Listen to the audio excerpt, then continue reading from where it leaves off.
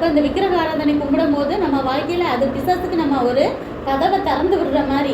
அப்போ அது வழியாக வர்ற பிசாசுலாம் நமக்கு நிறைய பாடுகளை கொண்டு வருவான். நம்ம நன்மைகளை நமக்கே தெரியாமல் பிடுங்கிட்டு போயிடுவான். நமக்கே அது தெரியாது.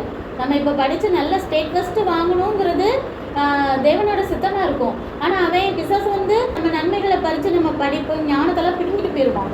நமக்கே தெரியாது. நம்ம ஒரு ஆவரேஜ் மார்க் வாங்கிட்டு இருப்போம். சரியா? அப்போ வந்து நம்ம தேவனுக்கு எவ்வளோ கீழ்ப்படுகிறோமோ அந்த அளவுக்கு நம்ம நன்மைகளை வந்து பிசாசு திருட முடியாமல் நம்ம பார்த்துக்கலாம். அதுக்காக தான் இந்த இதெல்லாம் நான் சொல்கிறேன். அப்புறம் விக்கிரகங்கிறது சிலை வழிபாடு மட்டும் கிடையாது. தேவனுக்கு கொடுக்குற முதல் இடத்த நம்ம இந்த உலகத்தில் எதுக்கு கொடுத்தாலும் சரிதான். அது வேலை, சம்பாத்தியம், குடும்பம், நட்பு, இல்லை டிவி, செல்லு, எதுக்கு கொடுத்தாலும் அது விக்கிரக ஆராதனை தான்.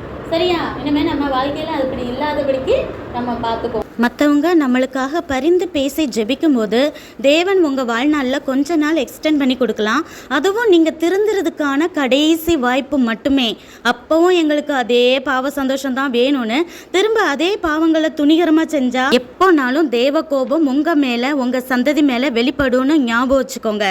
எல்லாரையும் என் பிள்ளைங்களா நினச்சி ஒரு தாயாக தான் இந்த ஆலோசனை கொடுக்குறேன். காலத்தை பிரயோஜனப்படுத்திக்கோங்க. இன்றே மனம் திரும்புங்க. நன்றி.